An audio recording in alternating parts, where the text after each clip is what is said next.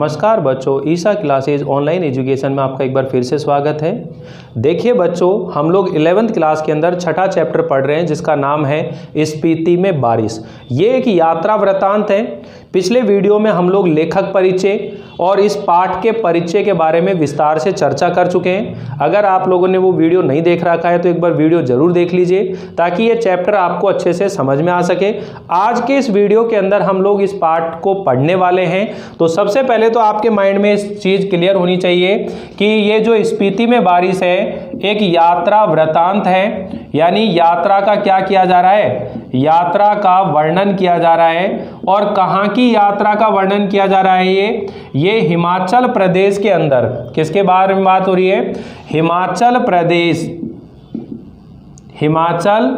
प्रदेश के अंदर लाहुल स्पीति, यानी लाहुल जिले के अंदर स्पीति तहसील है। इस लाहुल स्पीति की जनसंख्या कितनी है, इसके बारे में हम लोग बात करेंगे। यहाँ पर कौन कौन सी ऋतुएं होती हैं, इसके बारे में बात करेंगे। यहाँ कौन कौन सी फसल होती है, इसके बारे में बात करेंगे। यहाँ की भौगोलिक स्थिति कैसी है, उस भौगोलिक स्थिति के बारे में बात करेंगे। तो देखिए, सबसे पहले अगर हम बात करें यहाँ के कठिनाई की, तो स्पीति के अंदर संचार साधनों का अभाव है। यानी कि केलंग और काजा के बीच में करीब 170 मील की दूरी है। केलंग और काजा के बीच में कितने मील की दूरी है? 170 मील की दूरी है। तो हम इसी तरह से पढ़ेंगे कि वहाँ पर स्पीति के अंदर आज भी संचार साधन नहीं है। जैसे हम टेलीफोन पे बात कर लेते हैं ना, वहाँ पर नहीं होती है, मोबाइल नहीं चलता, वहाँ पर नेटवर्क नहीं है क्योंकि पहाड़ी इलाका है। इसलिए केलंग और काजा के बीच में जो संचार का माध्यम है वो क्या है? वायरलेस है। क्या चीज़ है वो? वायरलेस के माध्यम से बात करते हैं। और 170 मील वसंत ऋतु के अंदर भी आना जाना आसान नहीं होता है। इसलिए जो केलंग का जो राजा है वो काजा का जो सूबेदार है उसके ऊपर हमेशा संदेह करता रहता है, कहीं कोई विद्रोह तो नहीं कर रहा है, कोई बात तो नहीं हो रही है। तो ये लेखक जो है यहाँ लाहुल स्पीति की जनसंख्या, ऋतु, फसल, भौगोलिक परिस्थिति, वहाँ का जनजीवन कैसा है, इन चीज़ों के बारे में वर्णन करेंगे। तो सभी आप लोग अपनी अपनी बुक निकाल लीजिए, हम लोग इस चैप्टर का रीडिंग करने वाले हैं बच्चों। और सभी पेंसिल भी साथ रखें ताकि कोई कठिन बात या कोई मुद्दा ऐसा आए तो हम उसे लिख सकें। वीडियो स्किप नहीं करना है, पूरा वीडियो ध्यान से सुनते चलें क्योंकि कई प्रश्न जो हैं उनके ऊपर हम लोग चर्चा करते हुए चलेंगे। तो देखिए बच्चों, स्पीति हिमाचल प्रदेश के लाहुल स्पीति जिले की एक तहसील है। तो ये आप लोगों को क्लियर होगा। अगर कोई आपसे ये पूछ ले कि भाई बताओ स्पीति कहाँ है, तो हिमाचल प्रदेश के अंदर है, लाहुल जिला है और स्पीति उसकी तहसील है। क्या है वो? तहसील है। लाहुल स्पीति का ये योग भी आकस्मिक ही है, अचानक ही है। इनमें बहुत योग आयोग नहीं है, योगायोग नहीं है। ऊंचे दर्रों और कठिन रास्तों के कारण इतिहास में भी कम रहा है। अब देखिए, एक क्वेश्चन ये आएगा कि स्पीति का इतिहास में कोई वर्णन नहीं हो पाया है, तो इसका कारण क्या है? तो आपने बताना है कि जो स्पीति है, स्पीति चारों ओर पहाड़ों से घिरा हुआ है, आने जाने का रास्ता बहुत दुर्गम है, ऊंचे ऊंचे दर्रे हैं, इसलिए वहाँ कोई ऐसी घटना नहीं घटी है जिससे कि उसका इतिहास में वर्णन किया जा सके। इसलिए स्पीति का इतिहास में कोई वर्णन नहीं मिलता है। समझ में आया ना? क्वेश्चन मैं आपको बताता चलूंगा बीच बीच में, जितने भी महत्वपूर्ण प्रश्न आ रहे हैं सारे प्रश्न हम लोग करते हुए चलेंगे, लेकिन वीडियो स्किप नहीं करना है, पूरा वीडियो ध्यान से देखते हुए चलें ताकि ये चैप्टर आपको अच्छे से समझ में आ जाए बच्चों। तो पहला क्वेश्चन आप लोगों को क्लियर है, स्पीति का इतिहास में वर्णन क्यों नहीं मिलता है? तो इसका उत्तर है कि जो स्पीति है वो चारों ओर से ऊंचे ऊंचे पहाड़ों से घिरा हुआ है, आने जाने का रास्ता बहुत दुर्गम है, कठिन है, और यहाँ की जो भौगोलिक स्थिति है उसी की वजह से इतिहास में कोई ऐसी घटना नहीं घटी जिसका वर्णन किया जा सके, इसलिए इतिहास में उसका वर्णन नहीं मिलता है। रास्तों के कारण इतिहास भी कम ही रहा है। अलंगे भूगोल, अलंगे का मतलब होता है ऐसा भूगोल, ऐसी भौगोलिक परिस्थिति जिसको लांघना कठिन हो, जिसको लांगा ना जा सके, अलंगे। भूगोल यहाँ इतिहास का एक बड़ा कारक है। अब जबकि संचार में कुछ सुधार हो गया है भाई, संचार के देखो आज आधुनिक समय के अंदर देखें तो तरह तरह की टेक्नोलॉजी आ गई है। आज हर किसी के पास में एंड्रॉयड मोबाइल है, उसमें इंटरनेट की सुविधा है। ऐसे दूर दूर के गांव हैं जहां पर इंटरनेट पहुंच गया है, लेकिन ऐसी स्थिति के अंदर भी स्पीति के अंदर संचार के साधन उपलब्ध नहीं हो पाए हैं। ठीक है, अब जबकि संचार में कुछ सुधार हुआ है, तब भी लाहौल स्पीति का योग प्राय वायरलेस सेट के जरिए ही है, जो केलंग और काजा के बीच खड़कता रहता है। अब ध्यान रखिए, यहाँ पर लाहौल जो स्पीति है, यहाँ पर दो जगह की नाम आ रहे हैं। एक आ रहा है आपके सामने केलंग और एक आ रहा है काजा। ये जो केलंग है और एक काजा, केलंग और काजा, ये दो जगह आ गई। केलंग और काजा के बीच खड़कता रहता है। केलंग से और काजा के बीच में जो दूरी है बच्चों, वो 170 मील की दूरी है। अब यहाँ जो बातचीत होती है वो किसके माध्यम से होती है? वो वायरलेस, किसके माध्यम से? वायरलेस के माध्यम से होती है। वायरलेस सेट है, इसी के जरिए जो है इनके बीच में खड़कता रहता है, बातचीत होती रहती है। केलंग के बादशाह को हमेशा डर लगा रहता है। ये केलंग जो है, इसका जो बादशाह है उसको हमेशा भय बना रहता है। किस बात का भय बना रहता है? कि जो काजा का सूबेदार है, काजा का कौन है? सूबेदार है, वो उसके विरुद्ध कोई विद्रोह तो नहीं कर रहा है, कोई चाल तो नहीं चल रहा है, लेकिन केलंग का जो राजा है, ये जो केलंग का बादशाह है, ये कुछ कर भी नहीं सकता। क्यों? क्योंकि 170 मील की दूरी है, संचार के साधन है नहीं, केवल वायरलेस सेट के जरिए दोनों आपस में बातचीत करते हैं। जो ऋतु है, दो ही तरह की ऋतु होती हैं, एक शीत ऋतु होती है, एक बसंत ऋतु होती है। तो बसंत ऋतु बहुत कम दिनों के लिए, 3 महीने के लिए आता है, लेकिन उस समय भी यहाँ आना जाना जो है आसान नहीं होता है। कठिनाई का कारण क्या है? ऊंचे ऊंचे पहाड़ हैं, बर्फ जमी हुई है, आने जाने का रास्ता आसान नहीं है। ठीक है ना, तो ये उसी चीज़ के बारे में बात कर रहे हैं। फिर भी केलंग के बादशाह को भय लगा रहता है, कहीं काजा का सूबेदार उसकी अवज्ञा तो नहीं कर रहा है, कहीं बगावत तो नहीं करने वाला है। लेकिन सिवाय वायरलेस सेट पर संदेश भेजने के वह कर भी क्या सकता है? वसंत में भी 170 मील आना जाना कठिन है, और शीत ऋतु में तो प्राय ये संभव ही नहीं है, असंभव है। प्राचीन काल में शायद स्पीति भारतीय साम्राज्यों का अनाम अंग रही है, एक ऐसा अंग जिसका कोई नाम नहीं रहा है। यानी कि प्राचीन भारत के अंदर अगर बात करें तो जो भारतीय साम्राज्य हैं उनका कोई अंग नहीं रहा है, मतलब अनाम अंग रही है। जब ये साम्राज्य टूटे तो भी ये जो स्पीति है बिल्कुल स्वतंत्र रही। इसके इतिहास का वर्णन चल रहा है कि प्राचीन काल में स्पीति जो है भारतीय साम्राज्यों का एक अनाम अंग रही। जब ये साम्राज्य टूट गए, मतलब राजा रजवाड़ों का समय चला गया और अंग्रेजों की हुकूमत आ गई, एक तरह से साम्राज्य टूटे तो भी ये स्वतंत्र रही। फिर मध्य युग में ये लद्दाख मंडल, कभी कश्मीर मंडल, कभी बुशहर मंडल, कभी कुल्लू मंडल, कभी ब्रिटिश भारत के तहत रही है। अंडरलाइन कर लीजिए, जब ये साम्राज्य टूट गए, बिखर गए, तब भी ये स्वतंत्र रही थी, लेकिन अलग अलग समय में ये अलग अलग समूह के अंदर सम्मिलित रही थी। तो ये कब किस किस के साथ रही है? लद्दाख मंडल, कश्मीर मंडल, बुशहर मंडल, कुल्लू मंडल और ब्रिटिश भारत के तहत रही है। तब भी प्राय ये स्वायत्त रही है, यानी कि स्वतंत्र रही है। इसकी स्वायत्तता भूगोल ने सिरजी है। इसकी जो स्वतंत्रता है वो भूगोल ने बनाई है। भूगोल ही इसकी रक्षा करता है, भूगोल ही इसका संहार भी करता है, भूगोल ही इसकी रक्षा करता है और भूगोल ही इसे नष्ट भी करता है। पहले कभी उन राजाओं का कोई हरकारा, अब हरकारा का अर्थ लिख ले बच्चों, हरकारा का मतलब होता है डाकिया, कि पहले उन राजाओं का कोई डाकिया आता था तो उसके आने और जाने से वो अल्पकाल का जो बसंत ऋतु है वो बीत जाती थी।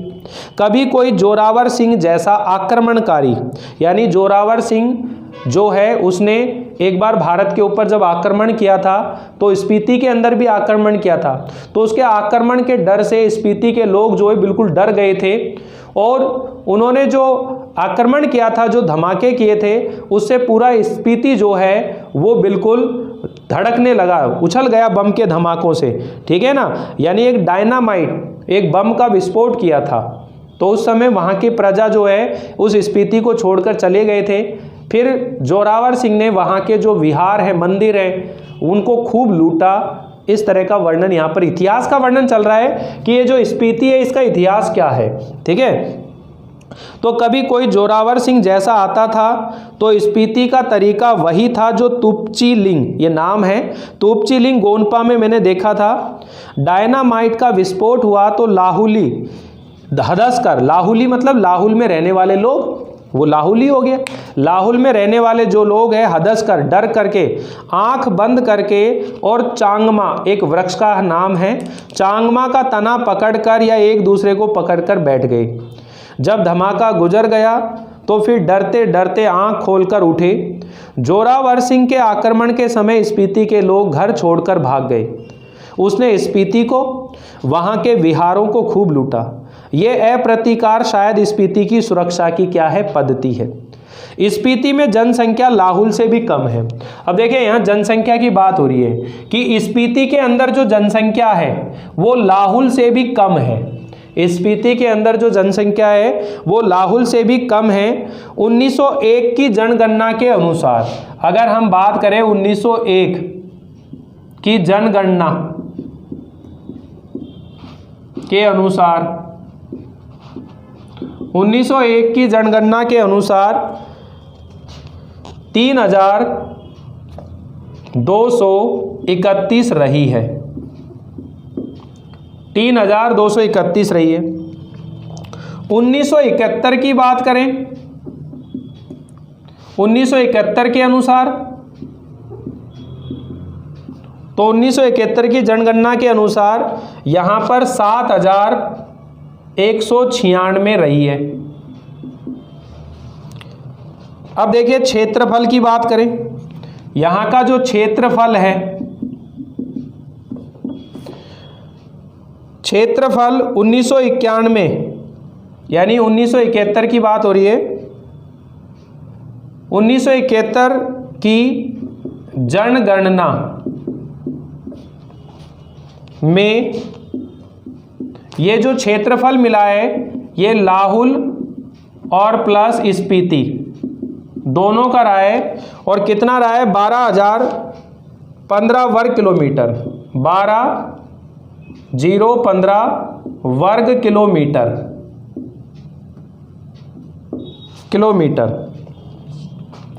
स्पीति का क्षेत्रफल जो है वो अलग से नहीं दिया गया। इंपीरियल गजेटियर, ये बुक का नाम है इंपीरियल गजेटियर ऑक्सफोर्ड, 1908 खंड 23 में ये क्षेत्रफल लिखा है। उसके अनुसार ये क्षेत्रफल 2155 वर्ग मील है। अगर आपसे ये पूछ लिया जाए इंपीरियल गजेटियर किसके नाम के अनुसार पूछा जा रहा है, इंपीरियल गजेटियर के अनुसार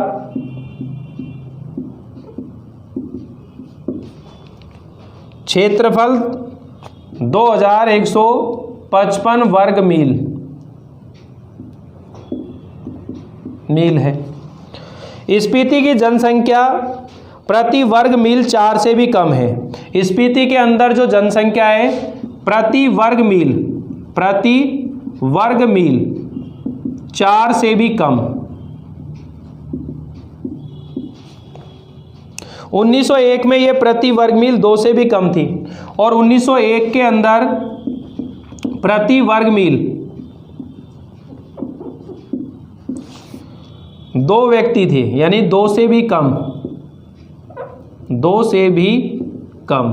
तो ये जनसंख्या का वर्णन है, ये आपको याद रखना है कि स्पीति के अंदर जो जनसंख्या की बात हो रही है 1901 की जनगणना के अनुसार, तो लाहुल और स्पीति दोनों की मिक्स करके बता रहे हैं, 3000 यानी 231 रही है। 1971 के अनुसार 196, यानी ये मिक्स है लाहौल स्पीति की, ये केवल स्पीति की है। और क्षेत्रफल जो है वो 1971 की जनगणना के अनुसार लाहौल और स्पीति दोनों का मिलाकर 12,015 वर्ग किलोमीटर है। लेकिन जो इंपीरियल गजेटियर है, इंपीरियल गजेटियर जो बुक है ऑक्सफोर्ड, उसके अनुसार 2,155 वर्ग मील है। स्पीति के अंदर प्रति वर्ग मील 4 से भी कम लोग हैं और 1901 की जनगणना के अनुसार प्रति वर्ग मील 2 से भी कम लोग निवास रहते हैं। मतलब बात ये नहीं है कि इतने कम लोग क्यों रहते हैं, बात ये है इतने लोग भी स्पीति में कैसे रह पाते हैं।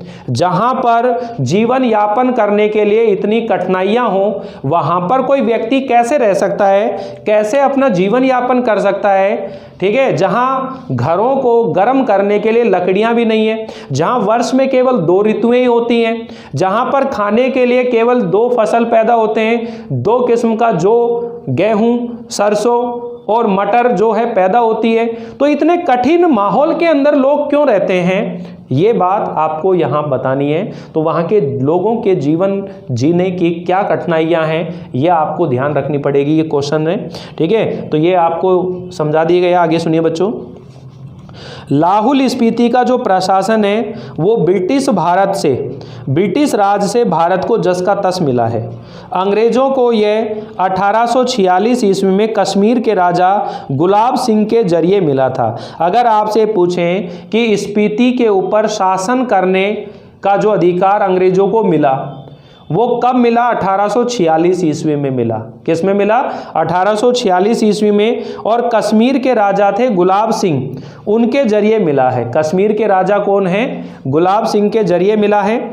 अंग्रेज इनके जरिए जो है वो पश्चिमी तिब्बत के ऊन वाले क्षेत्र में प्रवेश करना चाहते थे। तिब्बत में अंग्रेजी साम्राज्य के दूरगामी हित भी थे। जो भी हो, 1846 में कुल्लू, लाहौल, स्पीति ये तीनों ही ब्रिटिश अधीनता में आ गए थे। 1846 ईस्वी के अंदर कौन कौन से तहसील, कुल्लू, लाहौल और स्पीति। कुल्लू, लाहौल, स्पीति याद हो जाएंगे। कुल्लू, लाहौल, स्पीति 1846 में अंग्रेजों के अधीन आ गए। पहले सुप्रिटेंडेंट के अधीन थे, फिर 1847 में वे कांगड़ा जिले में शरीक कर दिए गए। ठीक है, 1847 में कहाँ चले गए, कांगड़ा जिले में शरीक कर दिए गए। लद्दाख मंडल के दिनों में भी स्पीति का शासन एक नोनो के द्वारा चलाया जाता था। नोनो का मतलब क्या बच्चों, जो स्थानीय शासक है उसे क्या कहते थे, नोनो कहते थे। ठीक है ना, नोनो के द्वारा ये जो है शासन चलाया जाता था। ब्रिटिश भारत में भी कुल्लू के असिस्टेंट कमिश्नर के समर्थन से ये नोनो कार्य करता रहा है। इसका अधिकार क्षेत्र केवल द्वितीय दर्जे के मजिस्ट्रेट के बराबर था, लेकिन स्पीति के लोग इसे अपना राजा ही मानते थे। राजा नहीं तो दमयंती जी को रानी ही मानते थे, यानी नोनो उनके लिए एक राजा का काम करता था, राजा के रूप में उसे मानते थे। अब देखिए, एक रेगुलेटिंग एक्ट पास हुआ था। अंग्रेजों के शासन काल में बहुत से कानून पास हुए थे, बहुत से एक्ट बने थे। तो उसी के अंदर देखो 1873 ईस्वी के अंदर स्पीति रेगुलेशन एक्ट ये पारित हुआ। लिख लेना इनको। 1873 ईस्वी में स्पीति रेगुलेशन एक्ट पारित हुआ। अगर आपसे ये पूछ लिया जाएगा कि स्पीति रेगुलेशन एक्ट कब पारित हुआ, तो ये 1873 ईस्वी के अंदर स्पीति रेगुलेशन एक्ट को क्या किया गया, पारित किया गया, जिसके तहत लाहौल और स्पीति को विशेष दर्जा दिया गया।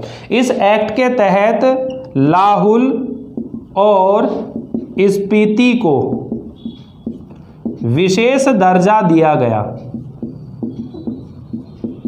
जैसे अपने यहाँ कश्मीर को विशेष दर्जा दिया गया, विशेष राज्य का दर्जा गया, यानी कि भारत के या ब्रिटिश भारत के जो कानून है, संविधान है, वो वहाँ पर लागू नहीं होता। इसी तरह 1873 के अंदर जब स्पीति रेगुलेशन एक्ट पारित किया गया तो वहाँ पर स्पीति को और लाहौल को एक विशेष दर्जा दिया गया, और जिसका कारण ये हुआ बच्चों कि वहाँ पर ब्रिटिश शासन के जो कानून थे, नियम थे, वो वहाँ पर लागू नहीं होते थे।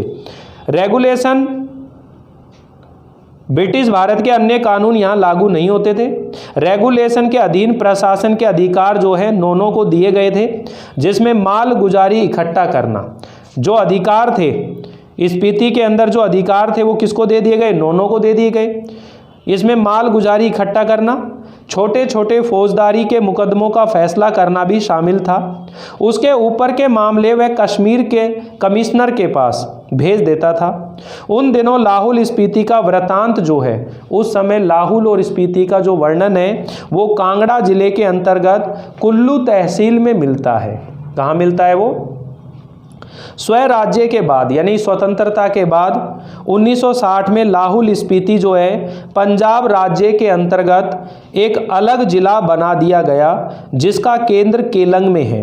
1960 के अंदर लाहौल स्पीति को पंजाब राज्य का एक अलग जिला बना दिया गया, जिसका केंद्र केलंग में। लेकिन 1966 में जब हिमाचल प्रदेश राज्य बना तो लाहौल स्पीति उसका उत्तरी छोर का जिला हो गया। ये देश का सबसे अधिक दुर्गम क्षेत्र है, देश का सबसे कठिन क्षेत्र है, यानी जहां आना जाना जो है आसान नहीं है, सबसे कठिन मार्ग है। ठीक है, अब देखिए यहाँ पर अक्षांश और देशांतर स्थिति के बारे में बात हो रही है। तो आप अक्षांश और देशांतर का मतलब ये समझिए बच्चों कि हमारे जो ग्लोब है, भूगोल ग्लोब की बात कर रहे हैं, उसके ऊपर जो आडी और जो सीधी रेखाएं हैं, जो काल्पनिक रेखाएं हैं, जो अक्षांश और देशांतर रेखाओं के नाम से जानी जाती है।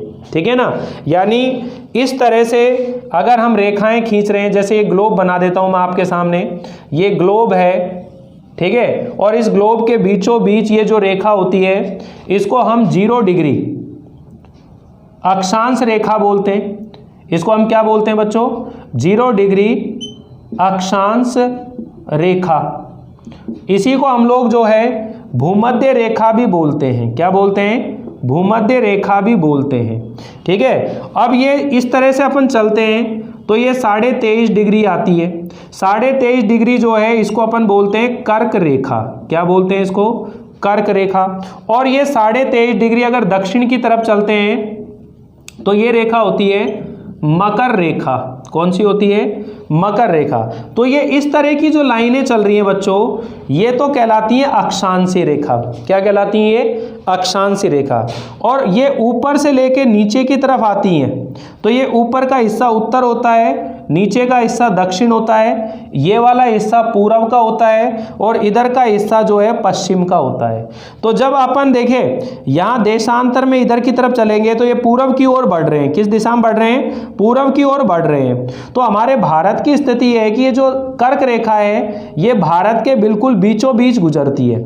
ये कर्क रेखा जो है भारत के बिल्कुल बीचों बीच गुजरती है। तो ये हमारा भारत इस ग्लोब में कहाँ स्थित है? ये देखो 0 डिग्री अक्षांश रेखा है, इसके तो उत्तर में। तो ये अक्षांश हमेशा उत्तर से उत्तर की ओर चलेंगी, और ये जो देशांतर रेखाएं हैं ये हमेशा पूर्व से पूर्व की ओर चलेंगी। यानी कि भौगोलिक स्थिति के बारे में अगर हम बात करें तो जब अक्षांश की बात करेंगे तो भारत की अक्षांशीय स्थिति क्या है? तो उसमें अक्षांश हमेशा उत्तर से उत्तर की ओर चलेंगे, और जो देशांतर हैं वो हमेशा पूर्व से पूर्व की ओर चलेंगे। तो हम स्पीति की बात कर रहे हैं, स्पीति मान लीजिए यहाँ पर बात कर रहे हैं, तो स्पीति की ये वाली जो रेखा है इसको अक्षांश बोलते हैं, और ये वाली जो रेखा है इसको अपन क्या बोलते हैं? देशांतर रेखा। तो स्पीति के अंदर अगर अक्षांश की बात करें तो ये 31.42 उत्तरी अक्षांश। क्या कहलाएगा? उत्तरी अक्षांश। और इस साइड में अगर बात करें तो ये 32.59 उत्तरी अक्षांश। ठीक है। और देशांतर की बात करें तो 77.26 पूर्वी देशांतर,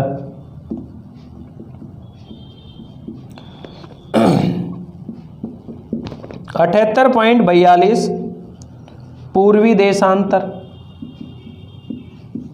तो ये थोड़ी ज्योग्राफी की बात हो गई, यानी 77 से 78 के बीच में, 31 से 32 के बीच में ये हमारी स्थिति है। जैसे 23.5 डिग्री जो है भारत को बिल्कुल बीचों बीच काट रही है। 23.5 के बाद 24 आएगा, 25 आएगा, 26 आएगा, 27 आएगा, 28 आएगा, 29 आएगा, 30 आएगा। तो अपन अक्षांश की बात कर रहे हैं, कहाँ तक आएगी? 31 डिग्री से ये ऊपर स्टार्ट होगा अपन भारत। अगर मैप में इसकी स्थिति देखेंगे तो आपको बिल्कुल क्लियर जो है ये चीज़ आपको समझ में बैठ जाएगी। तो आपको सिर्फ ये ध्यान रखना है कि 31-42 उत्तरी अक्षांश से 32-59 उत्तरी अक्षांश तक, और 77-26 पूर्वी देशांतर से 78-42 डिग्री, 78 डिग्री 42 मिनट पूर्वी देशांतर, ये स्पीति की भौगोलिक स्थिति है। तो यहाँ पर देखिए स्पीति 31.42 और 32.59 अक्षांश उत्तर और 77.26 78.42 पूर्वी देशांतर के बीच में स्थित है। ये चारों ओर से ऊंचे ऊंचे पहाड़ों का कैदी है। ये जो स्पीति है इसके चारों ओर जो हैं ऊंचे ऊंचे पहाड़ हैं, ऊंचे ऊंचे पहाड़ों का कैदी है। इन पहाड़ों की औसत ऊंचाई 18,000 फीट है। ये पहाड़ उसे पूरब में तिब्बत, अब देखो यहाँ पर भी आप ध्यान रखो, ये बीच में अपना हो गया स्पीति। अब इस स्पीति के उत्तर की बात करें, दक्षिण की, ये ऊपर का हिस्सा उत्तर, नीचे दक्षिण, इधर पूरब, इधर पश्चिम। तो स्पीति जो है इसके पूरब में तिब्बत है। स्पीति के पूरब में क्या है? तिब्बत है। स्पीति के पश्चिम में क्या है?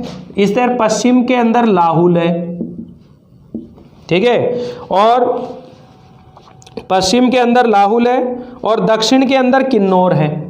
दक्षिण के अंदर क्या है? किन्नौर है। और इसके उत्तर की ओर अगर बात करें तो लद्दाख है। यहाँ उत्तर की ओर क्या है? लद्दाख है। यानी कि किन किन जगहों से घिरा हुआ है?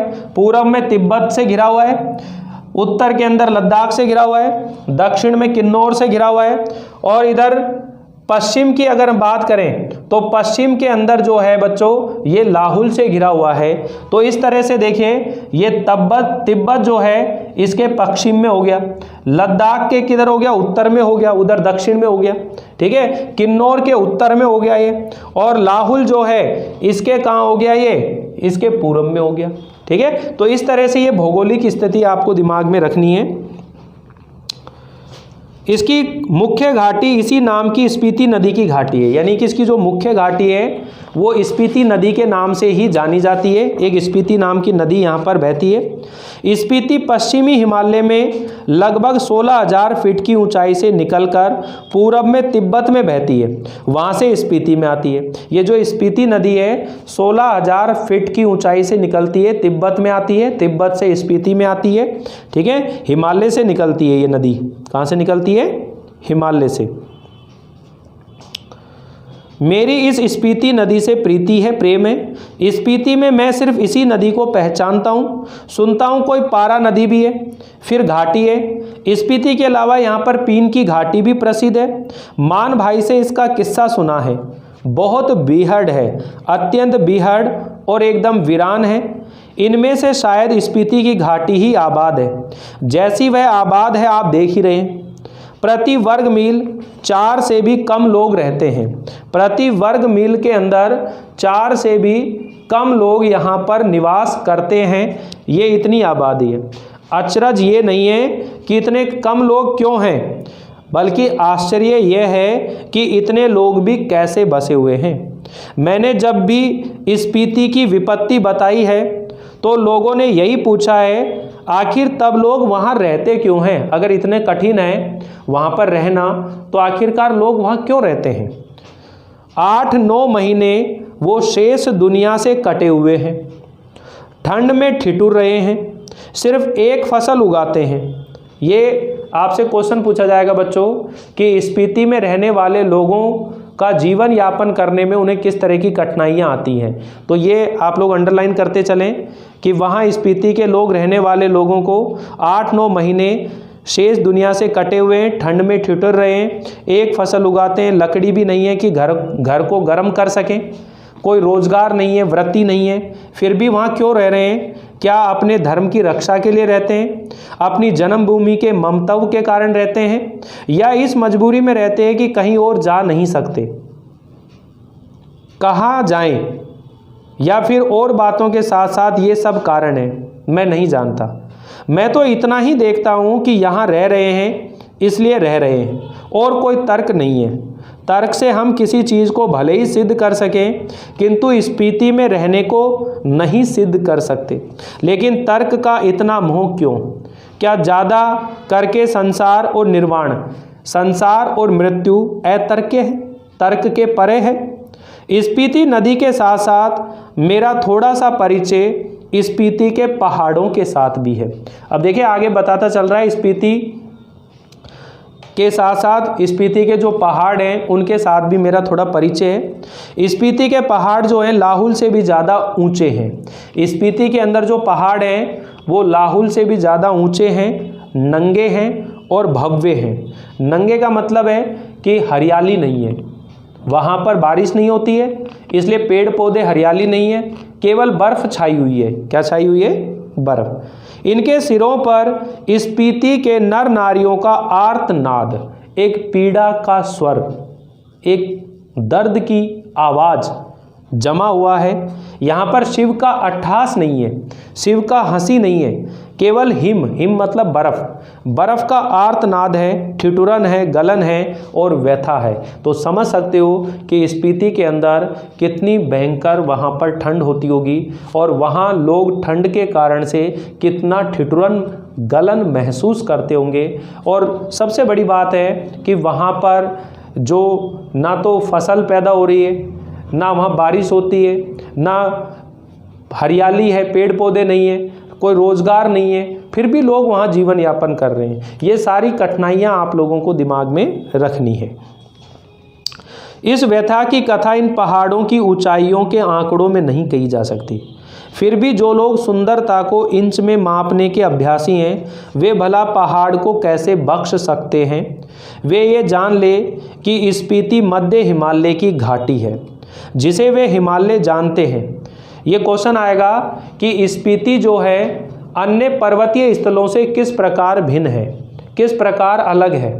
ठीक है, तो जो अन्य पर्वतीय स्थल है जैसे कुल्लू मनाली है, मंसूरी है, नैनीताल है, शिमला है, लेह है, वहाँ पर तो क्या क्या होती है? सौंदर्य प्रतियोगिता होती है, छोले भटूरे मिल जाते हैं, वहाँ पर्यटकों का आवागमन भी होता रहता है। लेकिन स्पीति जो है इन सब से अलग है, वहाँ जाने के रास्ते कठिन हैं, वहाँ पर रहन सहन, वहाँ का जीवन यापन बहुत कठिन है। इसलिए जो स्पीति है वो अन्य पर्वतीय स्थलों से बहुत ज़्यादा अलग है। तो देखिए अंडरलाइन कर लेना ये, जिसे वे हिमालय जानते हैं, जहाँ पर स्केटिंग होती है, सौंदर्य प्रतियोगिता, आइसक्रीम और छोले भटूरे का कुल्लू मनाली, शिमला, मसूरी, नैनीताल, श्रीनगर, वह सब हिमालय नहीं है।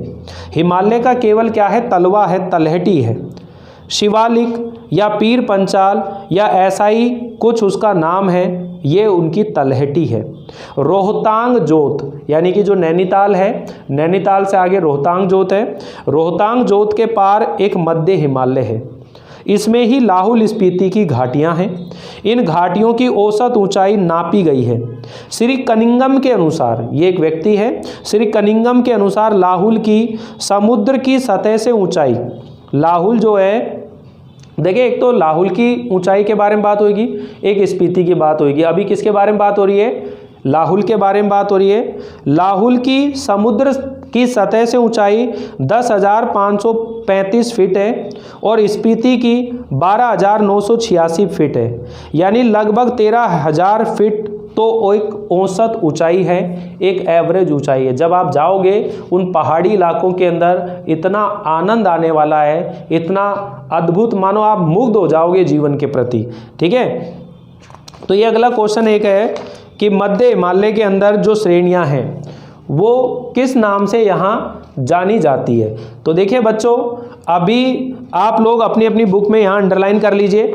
यहाँ से आगे की जितनी भी बात है हम लोग इसे अगले वाले वीडियो के अंदर पढ़ेंगे, और उस अगले वीडियो के अंदर ही हम लोग इसके जो क्वेश्चन आंसर हैं उनके बारे में भी हम लोग चर्चा करने वाले हैं। ये वीडियो थोड़ा सा बड़ा ना हो जाए इसलिए हम लोग इसे यहीं विराम दे रहे हैं। उम्मीद है आप लोगों को ये वीडियो बहुत अच्छा लगा होगा, और जो भी बातें यहाँ बोर्ड पर लिखी गई है उन्हें आप अपने रजिस्टर में नोट कर लीजिए। एक शॉर्ट नोट बनाने की आप लोग आदत डालिए, ताकि एग्जाम के समय जब हम लोग पढ़ेंगे तो इन चीज़ों को देख करके और हम अपनी पढ़ाई को कर सकें। तो बच्चों, आप लोगों को ये वीडियो कैसा लगा मुझे ज़रूर बताइएगा, कमेंट कीजिएगा, और अगर चैनल पर पहली बार हैं तो सब्सक्राइब ज़रूर कीजिए ताकि आपको समय पर नोटिफिकेशन मिलता रहे। तो मिलते हैं अगली बार इस टॉपिक को आगे बढ़ाते हुए, तब तक के लिए थैंक यू, बाय बाय।